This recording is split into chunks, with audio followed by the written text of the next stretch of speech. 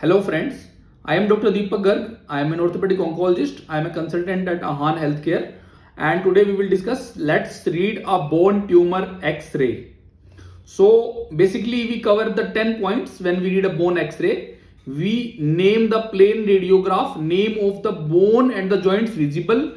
Then we look at the lesion whether this is lytic or sclerotic. Then we look at the location of the lesion, epiphyseal, metaphyseal or diaphyseal.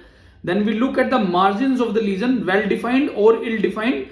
Then we look at the distribution of the lesion, whether this is geographical distribution, moth-eaten appearance or a permeative appearance. Then we look at the zone of the transition, whether this is narrow zone of transition or wide zone of transition. Then we look at the corticomedullary delineation, whether the cortex is intact or destroyed. Then we look at the periosteal reaction and type of periosteal reaction. Then we look at the matrix of the tumor, whether this is bony matrix, cartilaginous matrix, fibrous matrix, or this is soft tissue. Then finally we look at the soft tissue shadow. So we will discuss all these points one by one. Why we look at the maturity in the bone X-ray? Because we will come to know about the age. There are certain tumors which occurs in specific age group, like in 0 to 10 age group. Benign tumors, most common benign tumors are eosinophilic granuloma, simple bone cyst, fibrous dysplasia. The malignant bone tumor in this age group are osteosarcoma, Ewing sarcoma and leukemias. 10 to 20 age group benign tumors are eosinophilic granuloma, fibrous dysplasia, chondromyxoid fibroma, non-ossifying fibroma, osteoid osteoma, osteoblastoma, chondroblastoma, simple bone cyst, aneurysmal bone cyst. So bone cysts occur in 10 to 20 age groups. The malignant in this age group are osteosarcoma and Ewing sarcoma. Similarly, 20 to 40 age group benign are enchondroma, osteoblastoma, giant cell tumor, brown tumor. Malignant is chondrosarcoma. And age more than 40 years, benign are bony island and the malignant are Mets, myeloma, lymphoma and chondrosarcoma. Why should we know about whether this is epiphyseal, metaphyseal or diaphyseal? Because certain tumors are common in certain locations, like eosinophilic granuloma, chondroblastoma, giant cell tumor, clear cell chondrosarcoma are more common in epiphyseal region. Whereas non-ossifying fibroma, enchondroma, chondromyxoid fibroma, osteochondroma, osteoblastoma, osteosarcoma, chondrosarcoma, simple bone cyst, aneurysmal bone cyst, lymphoma, they are more common in metaphyseal regions. Fibrous dysplasia, enchondroma, osteoid osteoma, periosteal osteosarcoma, Ewing sarcoma, lymphoma are more common in diaphyseal location. So when we look at the margin in a tumor, we should get a pen and we should try to draw the margin of the tumor with the pen. If we are able to draw the margin of the tumor with the pen, then they are called well-defined tumors. And if we are not able to draw with a pen the margins of the tumor, then they are ill-defined tumors. Then we look about the distribution. If the tumor is like a map, so like a map, we know the boundary of the map, like this is the boundary of the map. Inside the boundary is the tumor, outside the boundary is a normal bone. So then it is called geographical distribution. Moth-eaten appearance, like moth eats the leaves. Similarly, there are multiple small lytic lesions in the bone, then it is called moth-eaten appearance. And if the lesions are looking like a sieve and there are multiple very small lesions, then it is called permeative lesion, distribution of the lesion. Then we look at the zone of transition. Then the zone of transition can be a narrow zone of transition or wide zone of transition. If we can differentiate the normal bone and the tumor bone, and the transition between the two bone is very narrow, it is a thin line, then it is called narrow zone of transition. But if the transition zone between the tumor, where we can see that definitely this is tumor and where we can see that definitely this is a normal bone, and the transition of the normal bone and the tumor bone is a larger gap, where we are not able to certainly say that this is normal bone or this is tumor bone, then it is a wide zone of transition. So we should be able to differentiate narrow zone of transition and wide zone of transition. Then we look at the periosteal reaction. So periosteal reaction, when the tumor cells grow, they lift the periosteum, that leads to the irritation of the periosteum and the periosteum through the new bone formation. If this process of lifting the bone and the tumor growth is slow, then periosteum will get the time to make a bone, solid bone, and that tumor will be usually a benign tumor, and so the benign tumors will show solid type of periosteal reaction. The other type is an interrupted type of the periosteal reaction, where the tumor is growing very fast and the periosteum is not getting the sufficient time to make a full throughout solid bone. So the bone is formed in points where somewhere there will be bone and somewhere the bone will not be there. So there will be interruption in the bone formation. This type of periosteal reaction is called interrupted periosteal reaction. It can be of many types. It can be an onion peel appearance, it can be a sun ray appearance, or sometimes if the tumor growth is very fast, so the bone is formed only at the borders of the periosteum and the center part the tumor has grown, so the only the borders there is a lifting of the periosteum and the bone is formed in a triangular fashion. This is called Codman's triangle. So we should know about the type of the periosteal reaction, whether this is a benign looking lesion or this is aggressive. It helps a lot in getting whether this is a benign or aggressive lesion. Then we look at the cortical destruction. So corticomedullary delineation is a very important feature which suggests us whether the tumor is aggressive or benign. If there are cortical erosions, there can be cortical thinning. If a continuous long segment of the cortex is eroded and thinned out, then it is called as endosteal scalloping. Then we look at the matrix of the tumor, whether this is soft tissue, chondroid or osteoid. If we are not able to find any matrix inside the bone, this is a purely lytic lesion, then most probably this is a soft tissue. And if it is a cartilaginous matrix, then there are certain type of calcifications that we should identify. It can be stippled calcification, it can be a flocculent calcification, it can be a ring and arc-like calcification. So these are the various X-rays showing stippled calcification, flocculent type of the calcification, ring and arc calcification. So we should be able to identify these type of the calcification so that we can know that yes, this is a cartilaginous matrix and this is a cartilaginous tumor. Similarly, there are various types of calcifications that occur in the bony matrix. There can be solid calcification, this can be cloud-like calcification, this can be ivory-like calcification. So from all the calcification patterns, we can see that there is some area where the complete part of the bone is calcified. This is looking like a new bone formation. So there are various X-rays showing solid type of calcification, cloud-like calcification and ivory-like calcification. So looking at the X-rays, we should immediately know about that certainly this is a osseous lesion and the component in the matrix is a bone. So now from the data that we have discussed, we should know whether the lesion is benign or aggressive. So we should know which features are benign, which features are aggressive. If we look at the margin, if the margin is well defined, then it is a benign feature. If the margins are ill defined, then it is an aggressive feature. If the zone of transition is a narrow, then it is a benign. If the zone of transition is wide, then it is an aggressive feature. If the distribution is geographical, it is a benign lesion. If the distribution is more-threatened or permeative, then it is suggestive of aggressive lesion.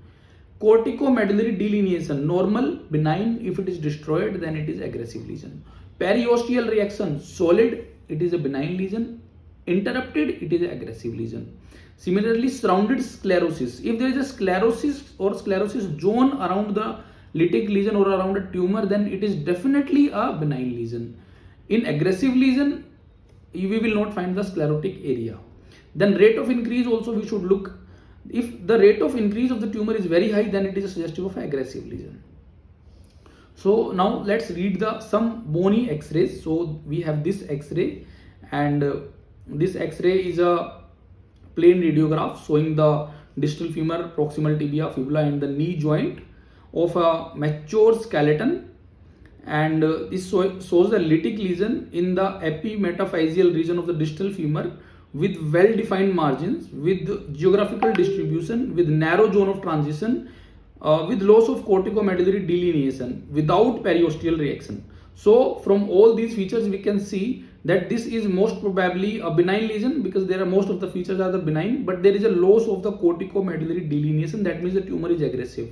So this is most probably a benign aggressive lesion, and the most common DD is a giant cell tumor, but we have to confirm it with a biopsy.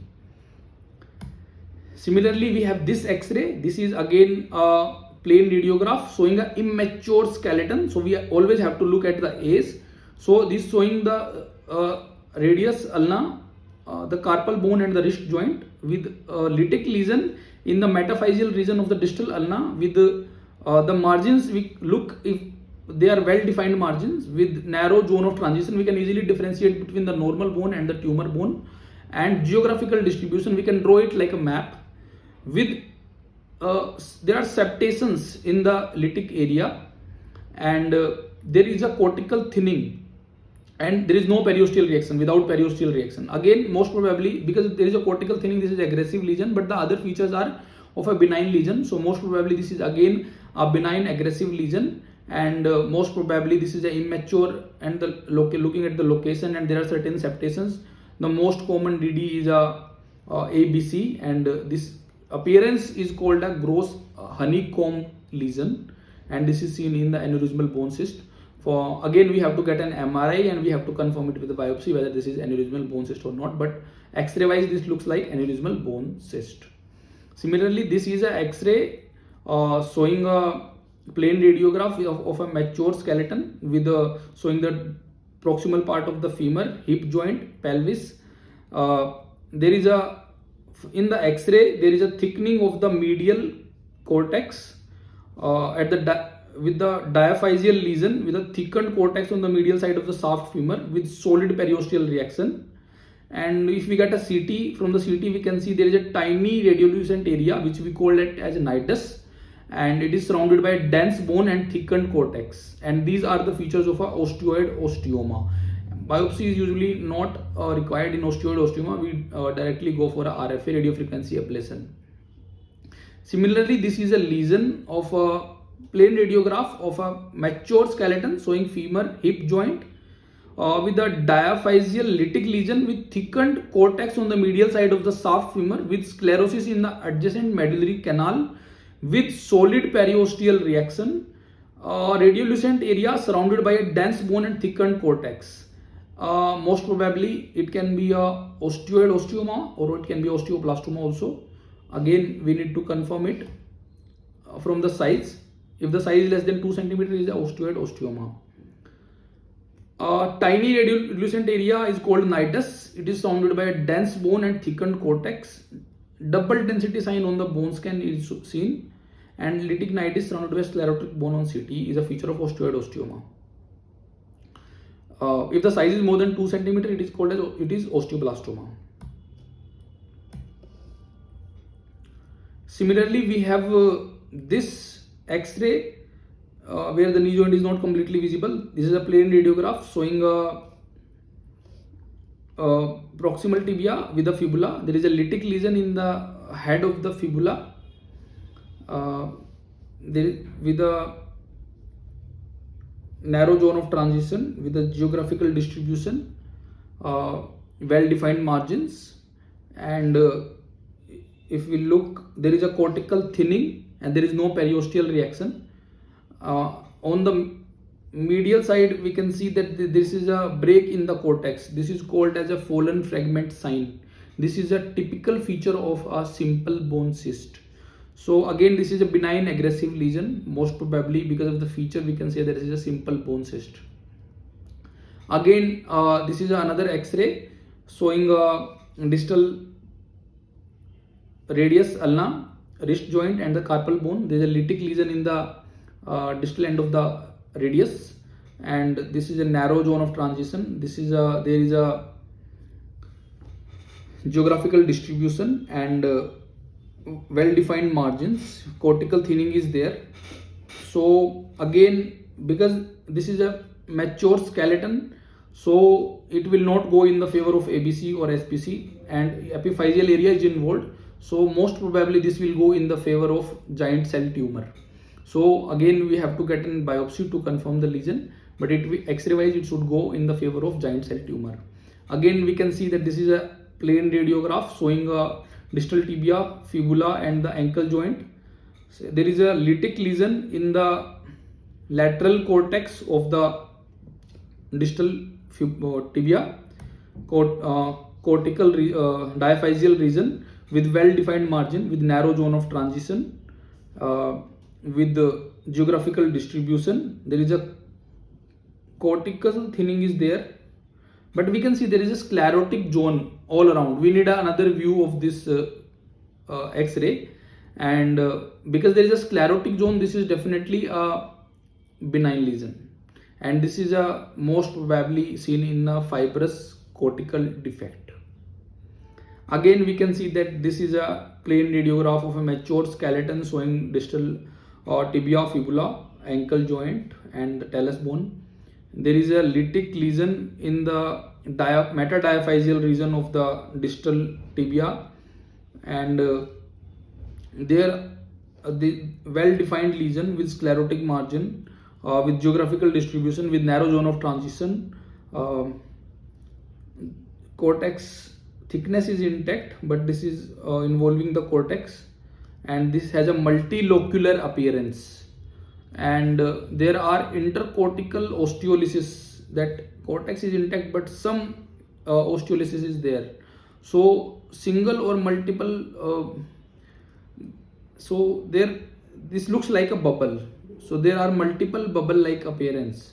So most probably this is a non-ossifying fibroma.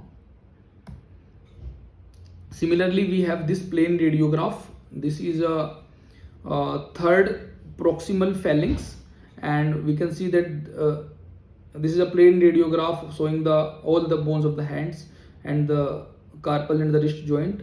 The third proximal phalanx is showing a lytic lesion with we can see this is a narrow zone of transition with a well-defined margin, with a geographical distribution.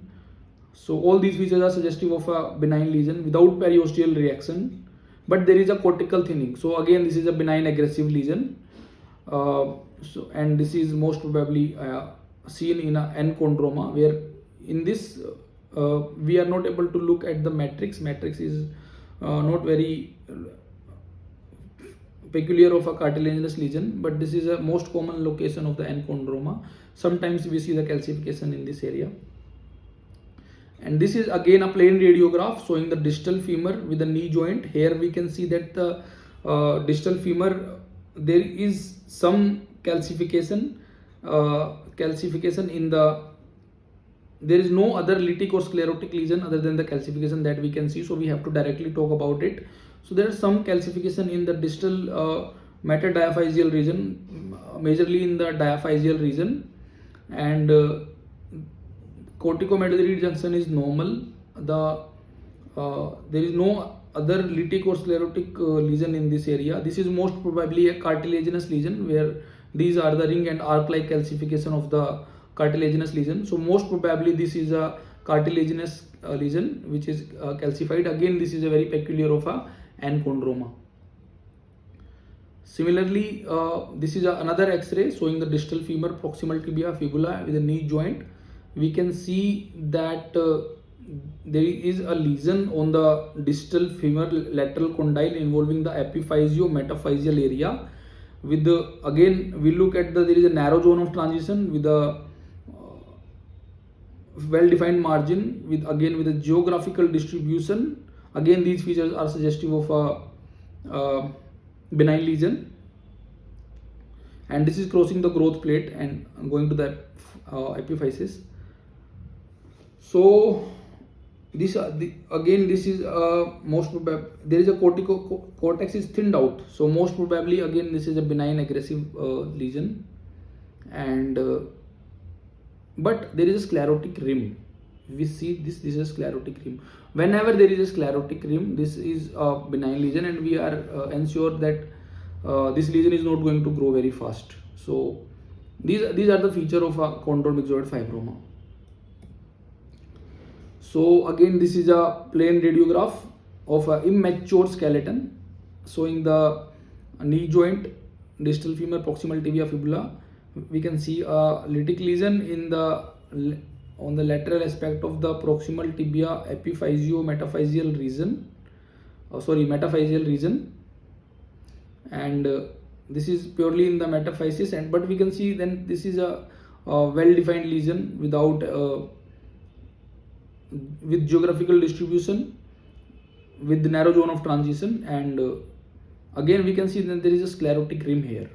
So whenever there is a sclerotic rim, we are sure that this is a benign lesion and this is not going to grow very fast. So this is a chondromyxoid, again feature of chondromyxoid fibroma.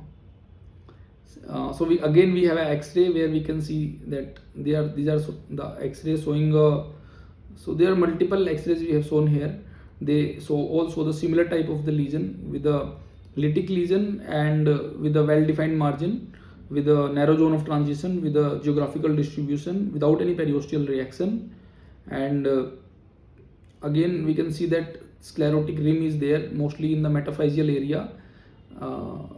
So again these are all showing the same tumor, chondromyxoid fibroma. So let's see another X-ray. This is a X-ray showing distal femur proximal tibia. This we can see that this is a lesion, lytic lesion in the lytic lesion in the epiphyseal region of the proximal tibia, with a well-defined margin. We are not able to appreciate the lesion very much, but we can see that these are the margins of the lesion, and this is a very well-defined lesion with narrow zone of transition, with the geographical distribution, again showing a benign lesion, but this is reaching the epiphysis. So again a benign lesion, and this location of the lesion showing this is a most probably chondroblastoma. Again the plain radiograph of mature skeleton showing the lateral view of the proximal tibia fibula, proximal tibia diaphysis showing the lytic lesion with the again well-defined margin, wide narrow zone of transition, geographical distribution, and we can see this is sclerotic rim here, and this is a honeycomb appearance, and location is diaphysis, and there is a cortical thinning in this lesion we can see here, and these are the features of a adamantinoma. The diaphyseal region, honeycombing appearance, and cortical thinning is also there, adamantinoma. So again we have this X-ray. From the X-ray we can see that this is a metaphyseal region, and there is a honeycombing. If we look at the X-ray, this is a again we can see all the features of the benign lesion, geographical distribution, narrow zone of transition, and well-defined margins. But again we can see that there is a honeycombing appearance, and so there is a lots of overlap in the X-rays. We have to correlate with the age and everything. So we can see this is a mature skeleton, and this is a feature of adamantinoma. So we have this X-ray. We can see here this is a plain radiograph showing the immature skeleton with the proximal humerus and the shoulder joint. We can see that there is a lytic lesion in the proximal humerus, and we are not able to define the margins here properly. This is a ill-defined margin with the again it is difficult to differentiate between the normal bone and the tumor bone. There is a transition zone, so this is a wide zone of transition, and the distribution we can say this is a moth-eaten like appearance. So all the features are, there is no periosteal reaction although. So these are all the features of a aggressive bony lesion. So most probably this is a malignant bony lesion, and in this case it was a case of eosinophilic granuloma. Again this is a plain radiograph showing the distal femur, knee joint, proximal tibia. We can see here there is a sclerotic lesion in the diaphyseal region of the proximal diaphyseal region of the femur, and we can see they not much visible in the medulla, but here we can see there is a periosteal reaction, and definitely this is an interrupted type of the periosteal reaction. If there is any interrupted periosteal reaction, definitely it is a very aggressive lesion, and in this case it was a case of Ewing sarcoma, because here we can see these are the onion peel appearance, and Codman triangle also we can see. That means it is a very highly growing tumor, aggressively growing tumor. Again we have this another X-ray showing the proximal femur and the hip joint. Here we can see there is a very sclerotic, ill-defined lesion with we cannot differentiate where the normal bone is starting. So wide zone of transition, and this is a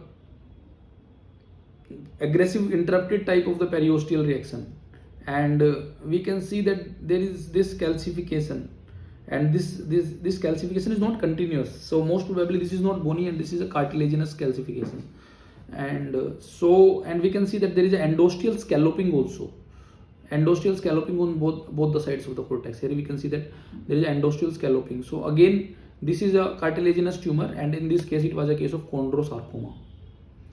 Similarly, this is a plain radiograph showing a proximal femur in the pelvis bone, where here we can see the lots of calcifications on the outside of the greater trochanter, and again this is suggestive of a chondroid matrix, and in this case it was a case of chondrosarcoma. So another X-ray showing the distal femur. Here we can see there is something in the distal femur which is not normal. Here there is some lesion in the distal femur which is not looking benign, because we are not able to differentiate where is the normal bone and the difference in the normal bone. So there is a wide zone of transition, and there is a subtle lytic lesion with wide zone of transition with the ill-defined margins but periosteal reaction is not there. And in this case it was a case of fibrosarcoma. Similarly, we have this X-ray of the pelvis showing multiple lesions, and even the femur bone, the ilium, ischium, pubis, even in the spine. So there are multiple lesions, and we are not able to define all the lesions, and so this was a case of metastatic bone disease. Similarly, this is a plain radiograph of the proximal humerus and the shoulder joint, showing we can see that this is a lesion here in the medulla of the proximal metaphysio-diaphyseal region, and we are not able to define this is a wide zone, because we don't know whether exactly the normal bone is starting. So there is a wide zone of transition, and there is an ill-defined margin, and this is a permeative appearance, where the permeative appearance is suggestive of a very aggressive lesion. So this is most probably a malignant lesion which is very aggressive. There is no periosteal reaction. This was a case of lymphoma. Similarly, this is X-ray of the spine. So it is again showing a multiple lytic lesion. There are some collapses in the spine. We are not able to define the lesions. Again, this was a case of myeloma. So this was about the bone tumors. Thank you for listening. Please like, share and subscribe the channel for getting more videos like this. Thank you guys. Thank you very much.